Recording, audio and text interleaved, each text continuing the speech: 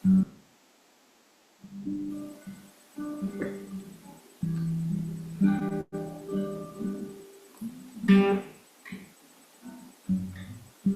akan masuk di dalam penyembahan kita pagi ini.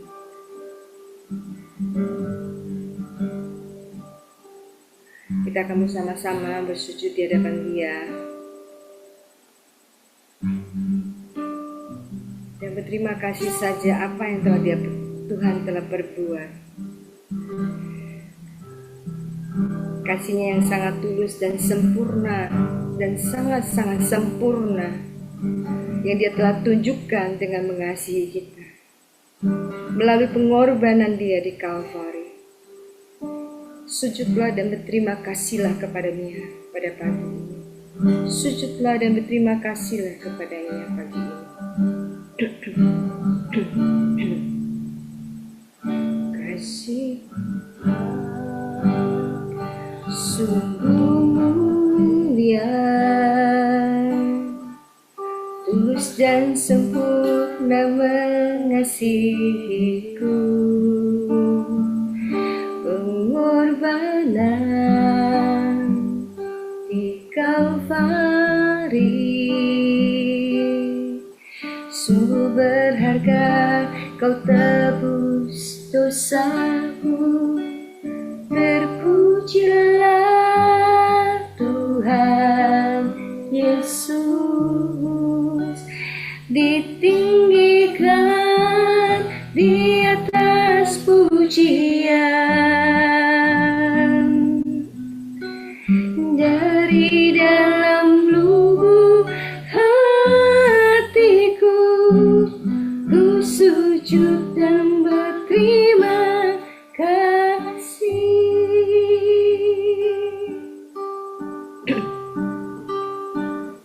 Kasih Tuhan tak bersyarat, dan seperti cinta yang ada di dunia, selalu memberi lebih dari yang layak ku terima di hidupku. Terpujilah Tuhan Yesus, ditinggikan di atas pujian. Dari dalam lubuk hatiku, ku sujud dan berterima kasih.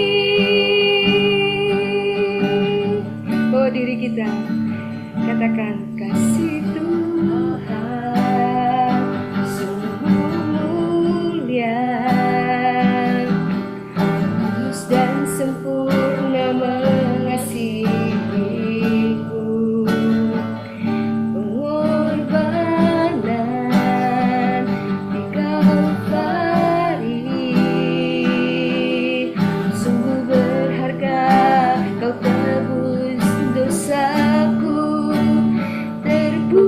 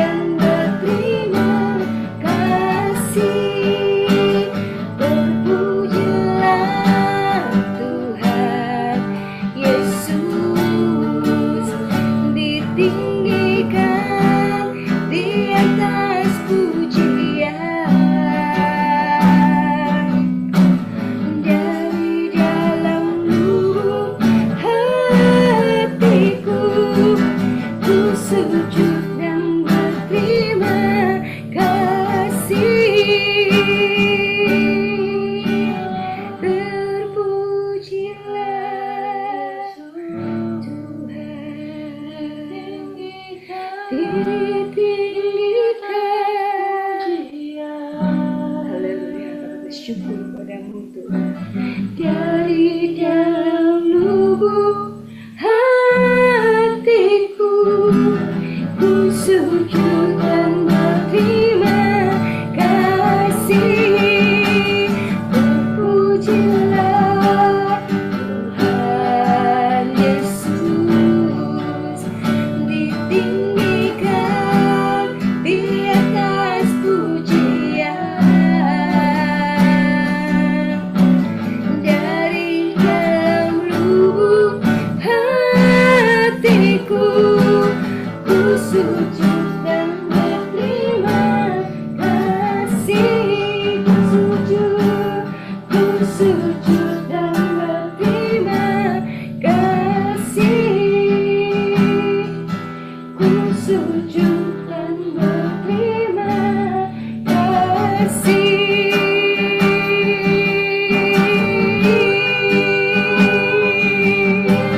Kami bersyukur, berterima kasih yang tak kau perbuat, yang tak kau perbuat. Terima kasih, terima kasih, terima kasih buat pengorbananmu sempurna bagiku Tuhan, buat pengorbananmu ya Tuhan, di atas Kalvari darahmu kau beri, darahmu kau beri, ya darahmu kau beri untuk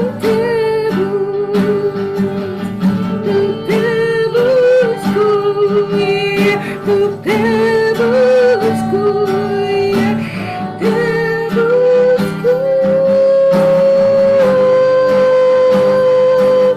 Ku berterima kasih, terima kasih, terima kasih. Pujilah Tuhan Yesus. Terima kasih ya Tuhan. Terima kasih Tuhan. Terima kasih Tuhan Yesus. Dari dalam lubuk hatiku ku sujud dan berterima kasih.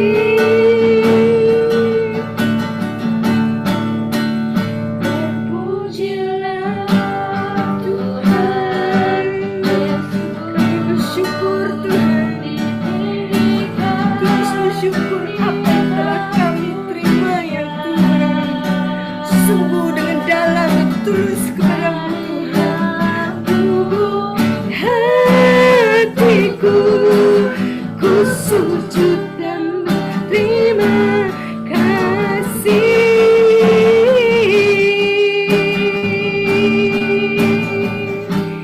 Ku sujud dan berterima kasih.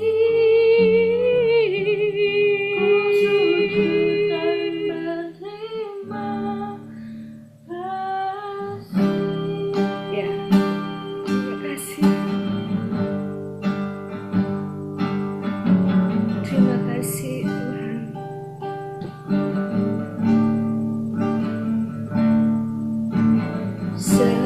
Semusim berlalu, namun kau selalu memelihara aku. Kasih dan setiamu tak pernah layu di hidupku.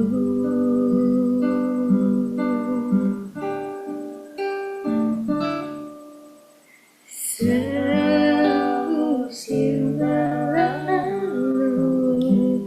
namun kau selalu pelihara aku.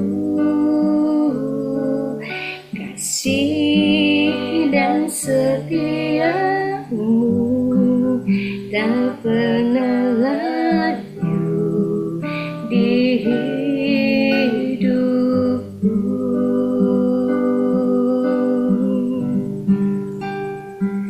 Lebih luas dari samudra, kebaikanmu Bapa takkan habis di hidupku. Lebih tinggi dari cakrawala, tak terbatas kasih-Mu. Sungguh ku bersyukur.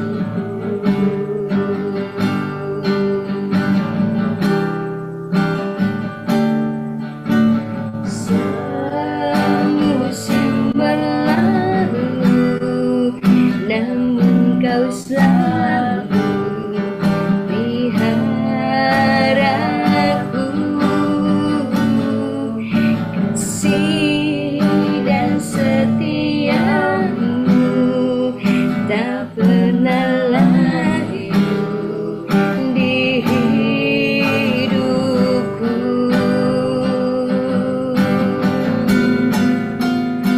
Lebih luas dari samudra, kebaikan-Mu Bapa takkan habis di hidupku. Lebih tinggi dari cakrawala, tak terbatas kasih-Mu. Sungguh ku bersyukur.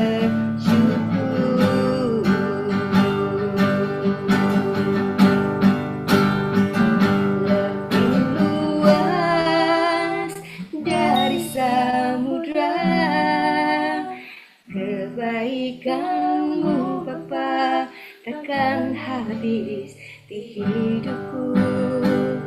Lebih tinggi dari cakrawala, tak terbatas kasih-Mu.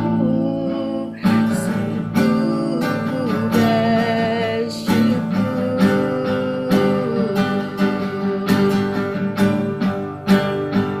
Lebih luas dari samudra,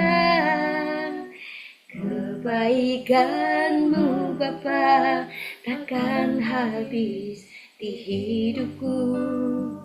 Lebih tinggi dari cakrawala, tak terbatas kasih-Mu. Sungguh ku bersyukur.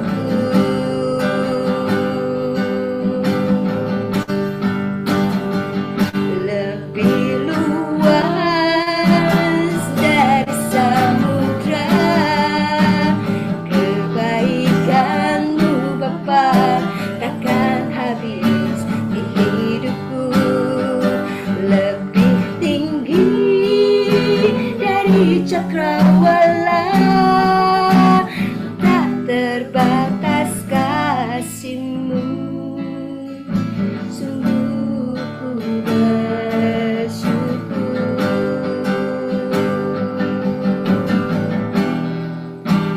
Tak terbatas kasih-Mu. Sungguh ku bersyukur.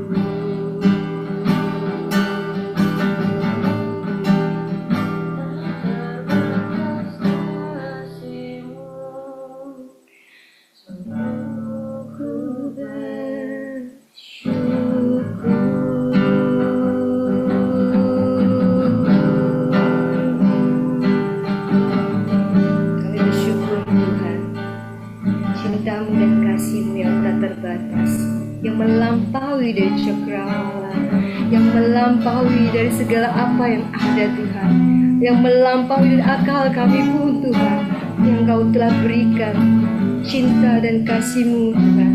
Pagi ini kami terus akan menaikkan hati kami bersyukur untuk apa yang Kau telah berikan bagi kami.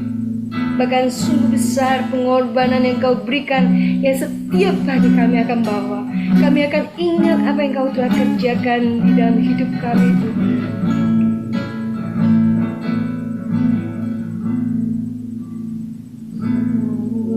Besar pengorbananmu bagiku, terlalu dalam untuk dimengerti. Sungguh besar,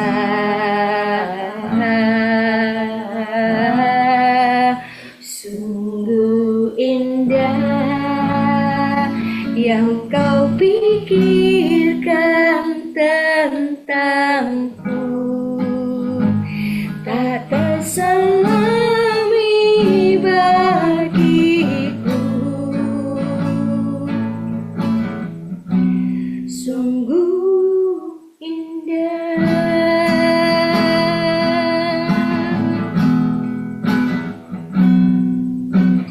Kemanakah aku dapat pergi, menjauhi rohmu yang suci, Kau sahabat yang dan Kau dekat.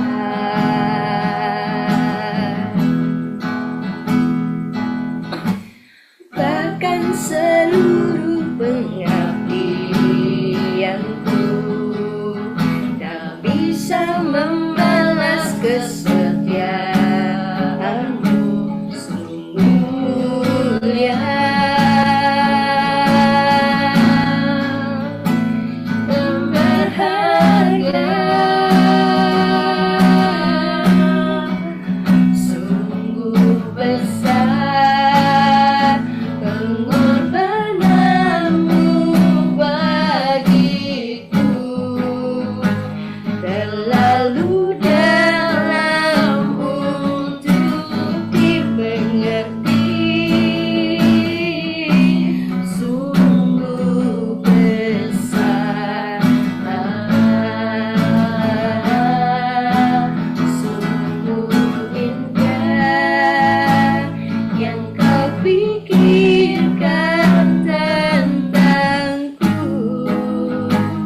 tak terselami bagiku. Sungguh indah,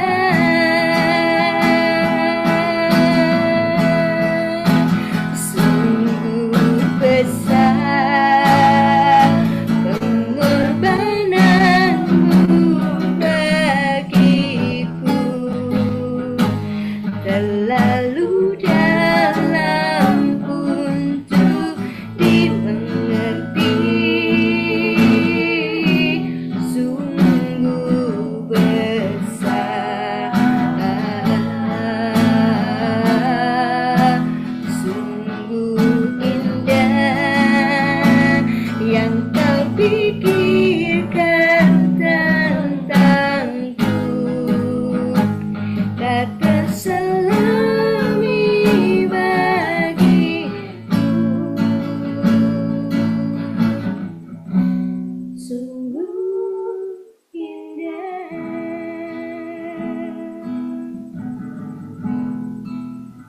Tuhan, kami bersyukur padamu, Tuhan.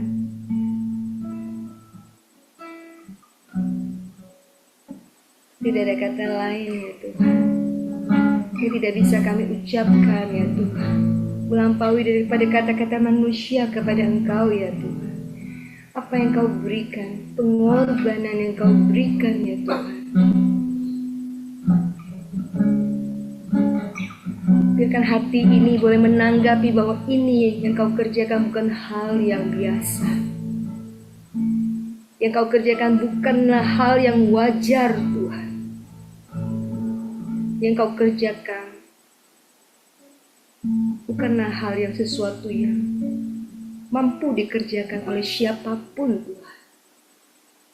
Tapi sungguh Tuhan, kami mau mengerti lebih dalam artinya cinta. Kami mau mengerti lebih dalam apa artinya kasih yang besar dan sempurna itu Tuhan. Sehingga kami mampu dengan dalam menghargai apa yang telah Kau berikan, dengan sungguh-sungguh Kau kerjakan dalam hidup kami.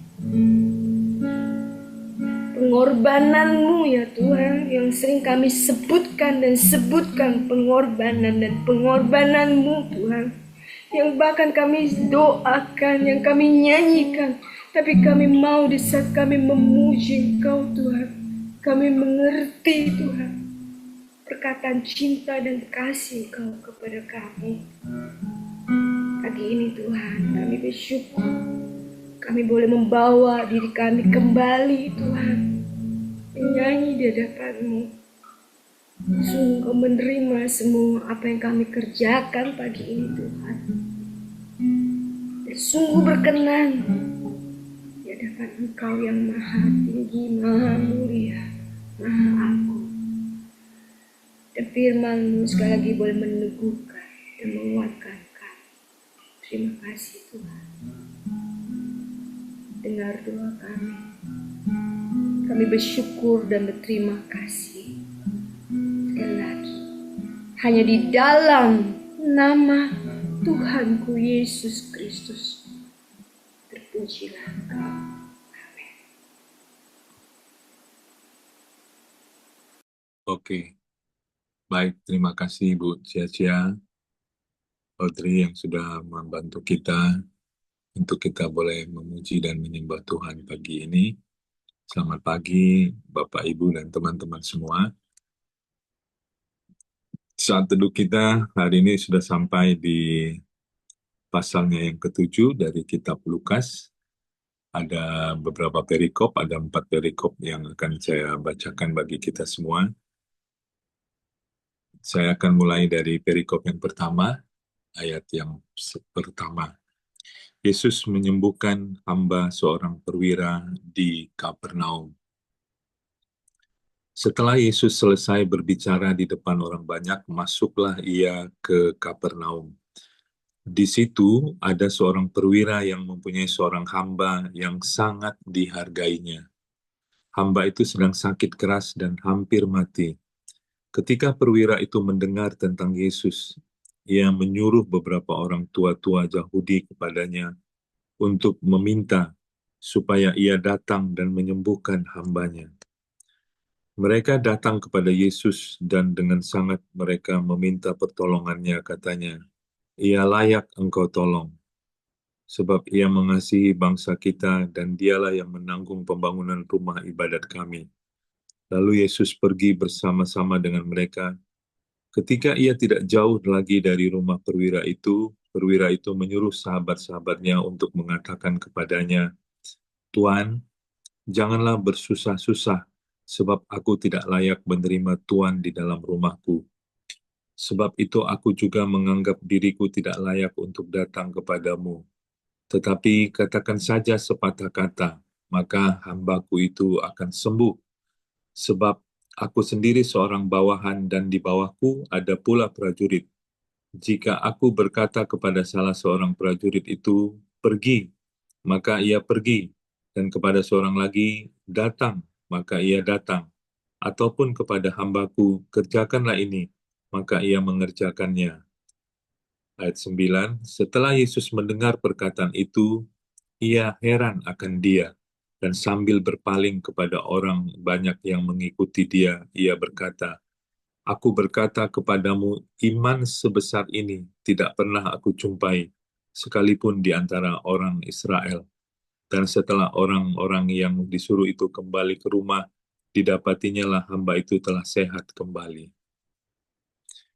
Iya, jadi tentu kisah ini sudah pernah kita dengar, ya, dan kita juga secara umum sudah belajar tentang iman seorang perwira di Kapernaum, ya. Bagaimana dia menunjukkan iman yang cukup mengharukan, ya. Bahkan Yesus sendiri terheran-heran dengan kebesaran imannya, keyakinan imannya, dengan eh, dia dengan pengertiannya yang cukup dalam sesuai dengan jabatannya sebagai perwira militer pada waktu itu. Dia katakan analogi tentang kedudukannya sebagai seorang perwira, ya, dia punya bawahan, dan kalau dia perintahkan bawahannya pergi, maka bawahan tersebut pasti akan pergi. Kalau dia perintahkan bawahannya datang, ya, atau hambanya kerjakan ini, kerjakan itu, maka bawahannya atau hamba-hambanya pasti akan mengerjakan hal yang dia perintahkan tersebut. Demikian juga dia percaya kalau Yesus mengatakan sesuatu kepada hambanya yang sedang sakit dan hampir mati tersebut, ya, pasti itu akan terjadi. Dan itu cukup mencengangkan, cukup mengherankan Yesus pada waktu itu. Sehingga apa yang dia percaya, apa yang dia imankan, terjadi bagi kesembuhan hambanya. Tentu hal itu sudah sering kita eh, dengar dan sering kita baca, ya, dan itu menjadi apa namanya, menjadi eh, apa namanya, peringatan atau mengingatkan kita kembali tentang iman yang benar, iman yang sungguh-sungguh di dalam Tuhan. Tapi tentu kita mau belajar, ada sisi yang lain yang kita lihat dari seorang perwira ini, ya. Perwira ini kalau kita baca, ya, merupakan pribadi yang cukup rendah hati, ya. Karena apa? Karena dia seorang perwira. Kita percaya dia seorang perwira Romawi yang pada waktu itu tentu punya jabatan, ya, punya kuasa, ya, punya power, ya, orang yang cukup disegani tentunya, ya. Tetapi kita melihat di ayat yang kedua, ya, dikatakan di sana, ayat yang kedua tadi, di situ ada seorang perwira yang mempunyai seorang hamba, ya, yang sangat dihargainya, ya. Jadi dia ternyata seorang perwira yang rendah hati, yang cukup peduli, ya, dengan anak buahnya, dengan hambanya, atau katakanlah dengan pembantunya, ya. Pembantunya seorang pembantu yang hampir mati, yang sakit keras, tetapi dia begitu peduli, dikatakan dia begitu menghargai. Ya, ini cukup mengesankan bagi saya pribadi, ya. Karena apa? Karena seorang perwira yang punya jabatan yang tinggi, punya power yang besar, ya, tapi mempunyai kepedulian yang cukup tinggi kepada hambanya, ya. Dan bukan itu saja, di ayat yang kelima dikatakan bahwa dia juga peduli kepada seorang Romawi, tapi peduli kepada orang-orang Yahudi, ya, dengan sering membantu pembangunan rumah-rumah ibadat orang Yahudi pada waktu itu. Dan kita melihat, ya, bagaimana dia begitu rendah hati, dia merasa tidak layak menerima Yesus di rumahnya, bukan karena rumahnya kecil atau rumahnya buruk, ya. Kita percaya rumah seorang perwira pada waktu itu tentu rumahnya cukup layak, cukup besar, tapi dia merasa dirinya orang yang berdosa, yang tidak layak menerima Yesus di rumahnya, dan dia mengatakan kepada Yesus dengan pesan supaya Yesus tidak perlu repot-repot untuk datang ke rumahnya, tapi cukup katakan sesuatu bagi hambanya, dan pasti apa yang dikatakan itu terjadi. Jadi sekali lagi, ya, poin yang bisa kita pelajari dari perikop ini adalah eh, tentu tentang iman yang benar, ya, dengan pengertian yang benar, dan itu membuat mujizat bisa terjadi, ya, di dalam kehidupan kita. Oleh karena itu penting sekali kita terus membaca dan merenungkan firman Tuhan, karena firman Tuhan itulah dasar daripada iman kita, ya. Karena iman timbul dari pendengaran dan pemahaman kita akan firman Tuhan. Kemudian, ya, poinnya tentu mari kita terus menumbuhkan kepedulian kita terhadap sesama yang ada di sekitar kita, pada orang-orang yang Tuhan izinkan berinteraksi dengan kita. Karena menurut saya, ya, kepedulian dengan iman itu bisa bekerja berdampingan, ya. Ketika kita peduli, ya, itu pintu masuk di mana iman akan bekerja di sana dan menghasilkan sesuatu yang besar bagi kemuliaan Tuhan. Sekali lagi, ya, mari kita menumbuhkan, ya, menyuburkan kepedulian kita terhadap sesama yang ada di sekitar hidup kita, yang Tuhan izinkan ada di sekitar kita selama ini. Itu perikop yang pertama yang bisa kita sharingkan bersama. Kita lanjut perikop yang kedua, Yesus membangkitkan anak muda di Nain. Kemudian Yesus pergi ke suatu kota yang bernama Nain. Murid-muridnya pergi bersama-sama dengan dia, dan juga orang banyak menyertainya, berbondong-bondong. Setelah ia dekat pintu gerbang kota, ada orang mati diusung keluar, anak laki-laki, anak tunggal ibunya yang sudah janda, dan banyak orang dari kota itu menyertai janda itu. Dan ketika Tuhan melihat janda itu, tergeraklah hatinya oleh belas kasihan. Lalu ia berkata kepadanya, "Jangan menangis." Sambil menghampiri usungan itu, ia menyentuhnya, dan sedang para pengusung berhenti, ia berkata, "Hai anak muda, aku berkata kepadamu, bangkitlah." Maka bangunlah orang itu dan duduk dan mulai berkata-kata, dan Yesus menyerahkannya kepada ibunya. Semua orang itu ketakutan, dan mereka memuliakan Allah sambil berkata, "Seorang nabi besar telah muncul di tengah-tengah kita, dan Allah telah melawat umatnya." Maka tersiarlah kabar tentang Yesus di seluruh Judea dan di seluruh daerah sekitarnya. Ya, ya. Jadi kita sekali lagi melihat bagaimana mujizat terjadi, ya, apa yang Yesus lakukan tentang seorang anak muda dari seorang janda, ya, yang tentu telah ditinggal suaminya di sebuah kota yang bernama Kota Nain. Dan yang saya pelajari tentu, ya, apa yang mujizat apa yang terjadi di dalam perikop ini adalah sesuatu yang digerakkan oleh belas kasihan. Tuhan Yesus melakukan mujizat karena ketika itu, ayat yang ke-13 dikatakan, dan ketika Tuhan melihat janda itu, tergeraklah hatinya oleh belas kasihan. Lalu ia berkata kepadanya, "Jangan menangis." Jadi Yesus digerakkan oleh belas kasihan karena dia melihat seorang janda tentu sudah kehilangan suaminya, dan dia hanya mempunyai anak tunggal, anak laki-lakinya itu pun akhirnya meninggal, dan tentu dia sebatang kara, ya, sendirian, ya, dan tentu kita bisa merasakan bagaimana kesedihannya, ya, bagaimana masa depannya, hari esoknya. Mungkin itu yang dilihat atau dipikirkan Tuhan Yesus sehingga tergerak oleh belas kasihan, dan akhirnya dia menolong janda tersebut dengan membangkitkan anaknya yang sudah mati.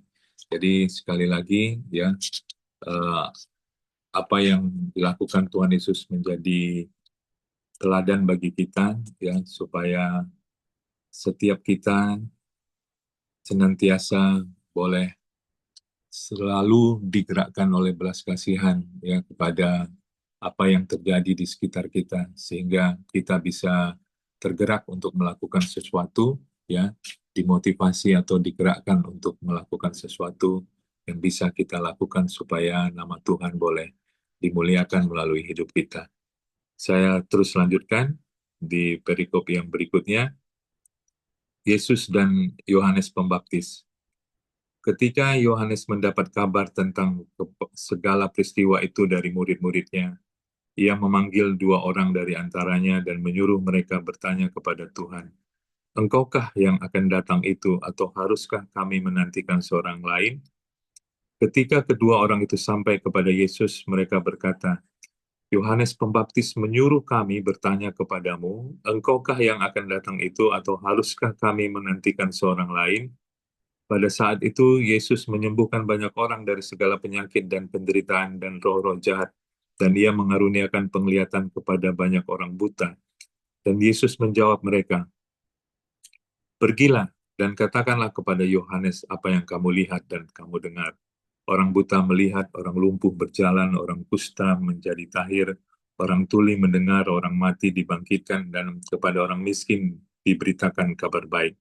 Dan berbahagialah orang yang tidak menjadi kecewa dan menolak aku. Setelah suruhan Yohanes itu pergi, mulailah Yesus berbicara kepada orang banyak itu tentang Yohanes. Untuk apakah kamu pergi ke padang gurun, melihat buluh yang digoyangkan angin kian kemari? Atau untuk apakah kamu pergi melihat orang yang berpakaian halus, orang yang berpakaian indah dan yang hidup mewah tempatnya di istana raja? Jadi untuk apakah kamu pergi melihat nabi? Benar, dan aku berkata kepadamu, bahkan lebih daripada nabi. Karena tentang dia ada tertulis, lihatlah, aku menyuruh utusanku mendahului engkau. Ia akan mempersiapkan jalanmu di hadapanmu. Aku berkata kepadamu, di antara mereka yang dilahirkan oleh perempuan, tidak ada seorang pun yang lebih besar daripada Yohanes. Namun yang terkecil dalam kerajaan Allah lebih besar daripadanya. Seluruh orang banyak yang mendengar perkataannya, termasuk para pemungut cukai, mengakui kebenaran Allah, karena mereka telah memberi diri dibaptis oleh Yohanes. Tetapi orang-orang Farisi dan ahli-ahli Taurat menolak maksud Allah terhadap diri mereka, karena mereka tidak mau dibaptis oleh Yohanes. Ayat 31, kata Yesus, dengan apakah akan kuumpamakan orang-orang dari angkatan ini, dan dengan apakah mereka itu sama? Mereka itu seumpama anak-anak yang duduk di pasar dan yang saling menyerukan, kami meniup seruling bagimu, tetapi kami tidak menari. Kami menyanyikan kidung duka, tetapi kamu tidak menangis. Karena Yohanes Pembaptis datang, ia tidak makan roti dan tidak minum anggur, dan kamu berkata, ia kerasukan setan. Kemudian anak manusia datang, ia makan dan minum, dan kamu berkata, lihatlah, ia seorang pelahap dan peminum, sahabat pemungut cukai dan seorang berdosa. Tetapi hikmat dibenarkan oleh semua orang yang menerimanya. Iya, jadi kita melihat bagaimana Yohanes mengutus murid-muridnya untuk bertemu dengan Yesus dan menanyakan apakah benar engkau adalah nabi itu dan apakah kami harus menunggu seseorang yang lain, ya. Tentu kita eh, bingung juga mengapa Yohanes bertanya demikian, ya. Ada kemungkinan besar, ya, Yohanes mungkin mulai bertanya dan mulai meragukan apakah benar, ya, Yesus itu adalah juru selamat yang datang seperti yang dia tahu selama ini, ya. Kita tahu bahwa di awal bagaimana peristiwa, bagaimana Yohanes membaptis Yesus dan dia mengatakan bahwa eh, untuk membuka tali kasutnya saja saya tidak layak, ya, dan dia sangat menghormati Yesus pada waktu itu. Tetapi setelah Yohanes mengalami ditangkap, ya, dan dipenjara, ya, dia sepertinya menurut saya mulai meragukan apakah Yesus adalah nabi yang benar-benar diutus pada waktu itu. Sehingga dia harus mengutus murid-muridnya untuk bertanya kepada Yesus, apakah benar engkau nabi itu atau kami harus menunggu yang lain. Kemungkinan eh, waktu saya berdiskusi, ya, dengan istri saya, ya, kemungkinan apa yang diharapkan atau ekspektasi daripada Yohanes selama di penjara, ya, mungkin dia berharap Yesus datang dan melakukan sesuatu, ya, melakukan mukjizat untuk menolong dia, ya, di dalam kesulitannya selama di penjara. Itu tidak terjadi sehingga dia mulai sedikit bimbang, ya, mulai sedikit kecewa. Dan kita tahu karena Yesus menjawab kepada murid-muridnya, sampaikan kepada Yohanes apa yang kamu lihat, apa yang kamu dengar, apa yang kamu saksikan, bagaimana orang buta melihat, ya, bagaimana orang bisu berbicara, orang lumpuh berjalan, dan bagaimana kepada orang-orang miskin dikabarkan berita kabar keselamatan, ya. Dan pesan yang terakhir dikatakan, dan berbahagialah orang yang tidak menjadi kecewa dan menolak aku. Jadi ada kemungkinan besar memang Yohanes mulai kecewa, ya. Eh, Mengapa demikian? Sekali lagi, mungkin kesulitan atau eh, ekspektasi Yohanes tentang Yesus itu tidak terjadi seperti yang dia harapkan, ya. Sehingga kekecewaan mulai menyelinap di hatinya, ya, dan dia mulai bertanya-tanya tentang Yesus di dalam hatinya. Nah, apa yang bisa kita pelajari? Tentu ini adalah hal yang cukup besar bagi kita, ya, hal yang cukup boleh menjadi pelajaran yang sangat penting bagi kita. Ternyata kekecewaan itu bisa masuk kepada siapapun juga, ya, bisa terjadi pada siapapun juga, ya, kalau kita tidak berhati-hati. Kadang kita menghendaki Tuhan, ya, seperti yang kita mau, seperti yang kita harapkan, ya. Kita menghendaki Tuhan itu seperti yang kita pikirkan, ya, seperti yang kita doakan, seperti yang kita inginkan. Padahal tentu Tuhan punya rencana jauh lebih indah daripada apa yang dapat kita pikirkan di dalam hidup kita, ya. Kadang-kadang kita menjadi kecewa kepada Tuhan karena Tuhan tidak melakukan seperti yang kita ekspektasikan, kita perkirakan. Atau mungkin juga kita kecewa kepada manusia, kepada pemimpin kita, kepada gembala kita kecewa kepada gereja, kita kecewa kepada komsel kita, kepada komunitas kita. Oleh karena itu, pesannya pada pagi ini tentu, ya, kita harus berhati-hati dengan rasa kecewa, karena rasa kecewa kalau kita tidak hati-hati, tidak waspada, kita pelihara, ya, pada akhirnya kita bisa menolak Tuhan di dalam hati kita.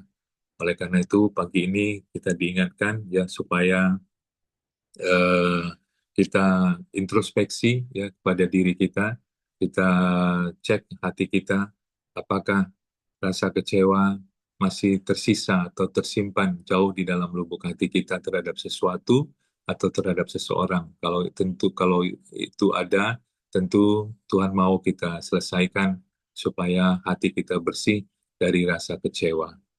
Yang terakhir, ya, Yesus diurapi oleh perempuan berdosa. Ayat 36, seorang Farisi mengundang Yesus untuk datang makan di rumahnya. Yesus datang ke rumah orang Farisi itu lalu duduk makan. Di kota itu ada seorang perempuan yang terkenal sebagai seorang berdosa.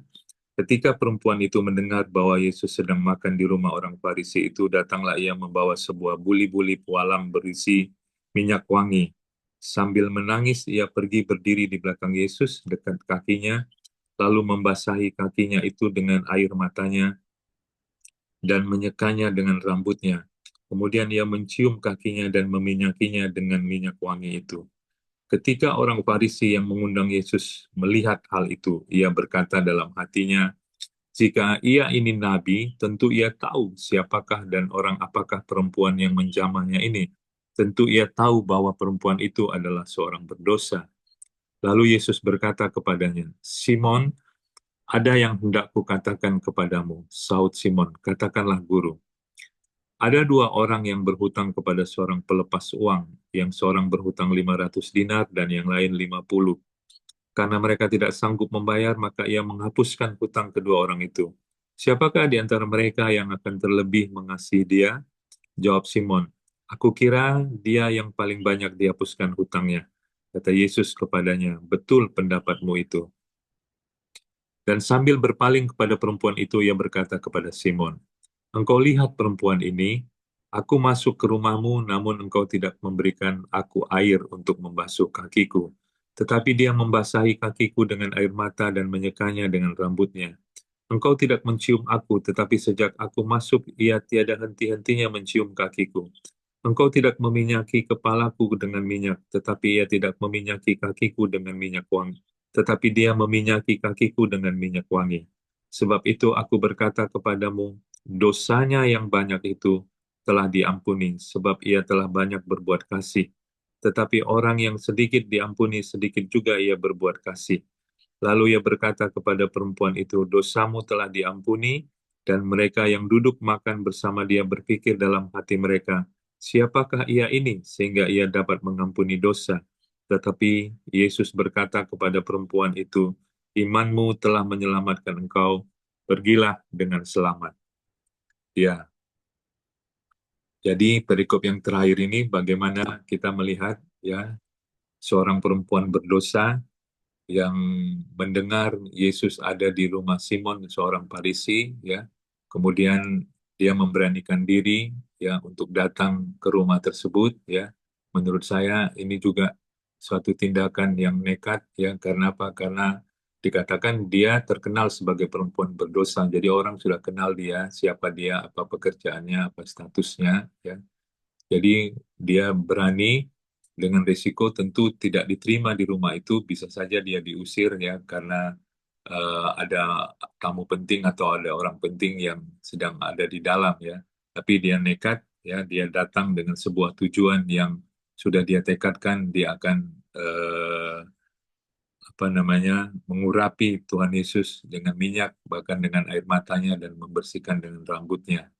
Jadi apa yang dilakukannya sungguh sebuah tindakan yang luar biasa ya. Tapi kita melihat dari sisi Simon orang Farisi yang mengundang Yesus ya. Kita bisa melihat bagaimana Yesus membongkar isi hati Simon yang sesungguhnya ya. Walaupun Simon sudah mengundang Yesus sebagai tamunya, ya itu artinya tentu dia percaya kepada Yesus, dia tahu siapa Yesus ya, tapi jauh di dalam hatinya dia masih curiga kepada Yesus. Benar nggak ini seorang nabi? Kalau dia seorang nabi, tentu dia tahu siapa perempuan yang datang ini dan dia kenal bahwa perempuan ini adalah orang berdosa. Tetapi kenapa dia masih menerima perempuan ini untuk mengurapi kakinya, ya? Dan Simon itu yang ada di dalam hatinya. Dan Yesus membongkar isi hati Simon dengan sebuah perumpamaan bagaimana ada dua orang yang berhutang, satu yang berhutang 500 dinar, satu berhutang 50 dinar, dan Tuhan bertanya kepada Simon, mana ketika mereka dihapuskan hutangnya, mana yang paling mengasihi, yang mengasihi orang yang menghapuskan hutang tersebut. Tentu jawaban Simon adalah orang yang paling banyak hutangnya, yang 500 dinar. Dan itu tepat ya. Kita bisa belajar di sini ya. Ternyata menurut saya ya Simon merasa layak diterima oleh Tuhan ya. Mungkin dia merasa sebagai orang yang rohani ya, sebagai orang yang dekat dengan rumah ibadat, sebagai orang yang rajin beribadah, sehingga dia ketika mengundang Yesus dia merasa layak untuk diterima oleh Yesus, layak diperkenankan oleh Yesus karena statusnya atau karena perbuatan-perbuatannya, kebaikan-kebaikannya selama ini. Tapi dia tidak mengenal ya Yesus lebih dekat di dalam dirinya sehingga akhirnya dia juga menaruh curiga dan apa namanya benarkah Yesus yang di hadapannya ini adalah seorang nabi.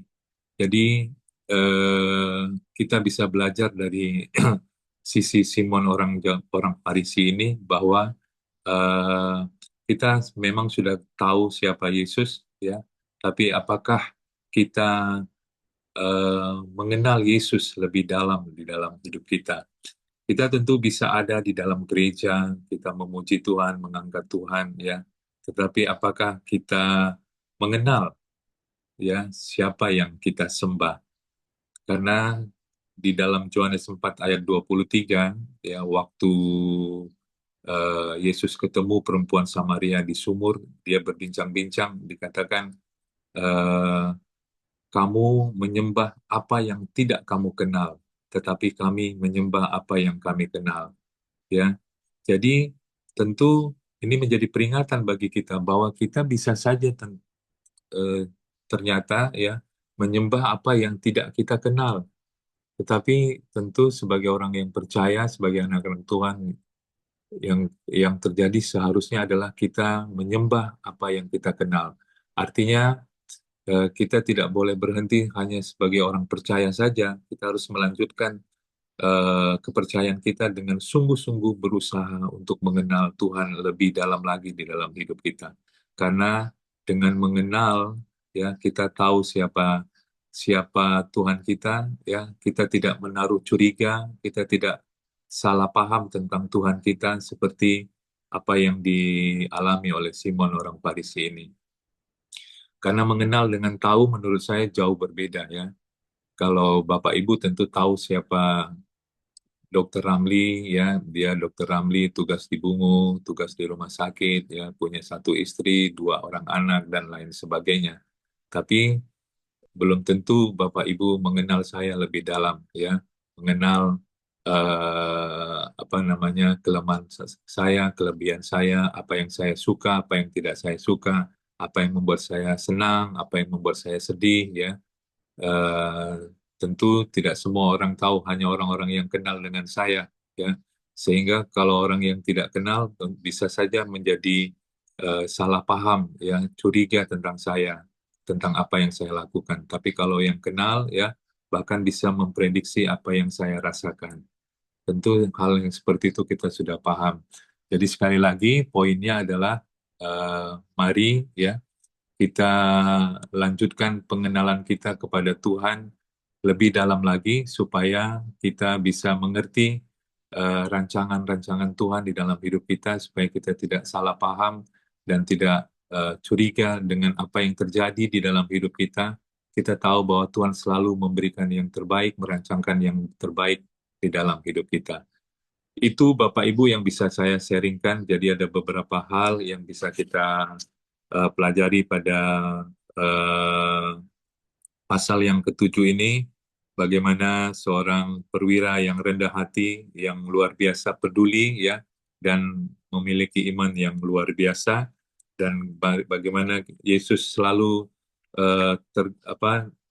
melakukan sesuatu dengan motivasi, dengan digerakkan oleh belas kasihan di dalam kehidupannya, dan supaya kita juga mengingat hati-hati dengan rasa kecewa, jangan sampai kita memelihara benih kecewa dalam diri kita karena bisa berakibat yang serius di dalam kehidupan kita, dan kita juga belajar dari perempuan yang dari Simon orang Farisi yang eh, dia tahu Yesus tapi tidak mengenal Yesus lebih dalam. Oleh karena itu, mari kita terus berusaha untuk mengenal Yesus lebih dalam dalam hidup kita. Itu saja, mungkin ada yang mau menambahkan, saya kembalikan kepada Joni. Terima kasih, Tuhan memberkati.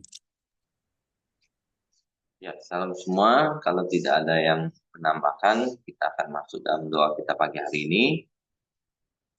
Bapak, terima kasih pagi hari ini. Kami bersyukur Tuhan. Kami boleh terus bersama-sama bersekutu, memuji, memuliakan Engkau. Lewat kebenaran firman-Mu, kami boleh belajar untuk mengenal Kau lebih dalam lagi. Mengenal akan setiap kasih-Mu, akan kebaikan-Mu Tuhan. Sudah Kau nyatakan dalam setiap kehidupan kami Tuhan. Dan kami tahu Tuhan, begitu besar kasih-Mu, Kau telah menebus kami dari setiap kesalahan dan dosa-dosa kami. Terima kasih Tuhan Yesus, berkati hambamu Pak Lamli yang sudah menyampaikan kebenaran firman. Kau terus pakai Pak Lamli dalam setiap pelayanannya, apapun yang dia lakukan, terus tuntun dan bimbing dia. Pakai Pak Lamli, ya, setiap pelayanannya di Bungo Tuhan, pakai dia menjadi berkat. Pakai dia sebagai dokter Tuhan, untuk banyak menolong pasien-pasiennya Tuhan. Terima kasih Tuhan Yesus, supaya Pak Lamli, istri dan anak-anak mereka menjadi berkat dimanapun mereka berada Tuhan. Terima kasih juga Tuhan Yesus, berkati kami semua yang sudah mendengarkan firman-Mu. Ya, kami Tuhan, boleh Engkau pakai terus menjadi berkat dimanapun kami berada. Terima kasih pagi hari ini, satu hati kami berdoa terus buat Pak Ungko Wijaya Tuhan, masa tuanya, Kau terus memberi dia kekuatan dan kesehatan. Dia belum menikmati setiap kasih karunia-Mu dan menerima anugerah-Mu dalam masa tuanya Tuhan. Terima kasih Tuhan Yesus, kami berdoa buat Dorcas Tuhan, masih terus menjalani setiap kemoterapi Tuhan, untuk pemulihan setiap sakitnya Tuhan. Biar Engkau memberi Dorcas kekuatan dan pemulihan kesehatannya Tuhan. Kita pakai Ibu Dorcas jadi berkat semua yang dia lakukan Tuhan. Terima kasih juga Tuhan Yesus, pagi hari ini kita berkati bangsa dan negara kami Indonesia. Kau berikan keamanan dan kesejahteraan-Mu buat bangsa dan negara kami Indonesia. Kau juga berikan anugerah-Mu dan berkat-Mu Tuhan buat setiap pemimpin-pemimpin bangsa kami. mulai dari presiden, para menteri dan stafnya, gubernur, bupati dan wali kota dan seluruh jajarannya. Kau taruhkan roh takut akan Engkau, sehingga mereka boleh memimpin bangsa kami dengan adil dan benar. Terima kasih Tuhan Yesus. Kami juga bersyukur buat hasil bumi dan hasil alam yang melimpah yang kau sediakan buat negara kami ini. Biar semua itu boleh dikelola kesejahteraan rakyat Indonesia. Terima kasih Tuhan, kami serahkan setiap doa-doa kami di pagi hari ini dalam tangan. Mari kita masuk dalam doa Bapa kami. Bapa kami yang di surga, dikuduskanlah namamu, datanglah kerajaanmu, jadilah kehendakmu di bumi seperti di surga. Berikanlah kami pada hari ini makanan kami yang secukupnya, dan ampuni kami akan kesalahan kami, seperti kami juga mengampuni orang yang bersalah kepada kami. Dan janganlah membawa kami ke dalam pencobaan, tapi lepaskanlah kami daripada yang jahat. Karena Engkaulah yang punya kerajaan dan kuasa dan kemuliaan sampai selama-lamanya. Silakan Pak Ramli tutup dalam doa. Bapak, kembali kami bersyukur, berterima kasih karena kasih dan kemurahan Tuhan yang kami terima melimpah dalam kehidupan kami. Terima kasih atas setiap berkat, atas setiap tuntunan hikmat yang Tuhan limpahkan kepada hidup kami selama ini. Kami bersyukur untuk hari ini Tuhan sudah memberkati kami di pagi hari ini lewat kebenaran firman Tuhan yang sudah kami terima, dan kami mau terus belajar untuk mengenal Tuhan. Biarlah pengenalan kami akan Tuhan semakin hari boleh semakin dalam, sehingga kami boleh mengenal Tuhan dengan benar di dalam kehidupan kami, dan kami boleh terus menjadi penyembah-penyembah yang benar, penyembah Tuhan di dalam roh dan di dalam kebenaran. Kami boleh terus menyerahkan, membawa hidup kami, tubuh kami, untuk boleh memuliakan Tuhan di dalam segala sesuatu. Terima kasih Tuhan, kami mau serahkan hidup kami sepanjang hari ini ke dalam tangan Tuhan. Biarlah kiranya Tuhan yang terus memberkati kami, memberikan hikmat pertolongan kepada kami, dan memberkati apapun yang kami kerjakan, semua boleh Tuhan buat berhasil. Terima kasih, dan pada akhirnya kami boleh terima berkat yang daripadamu, berkat kasih karunia daripada Allah Bapa, damai sejahtera daripada Tuhan Yesus, serta persekutuan bersama Roh Kudus menyertai kami hari ini sampai selama-lamanya. Kami terima berkat-Mu hanya di dalam nama Tuhan Yesus Kristus. Haleluya. Amin. Shalom, Tuhan berkati kita semua. Selamat beraktivitas.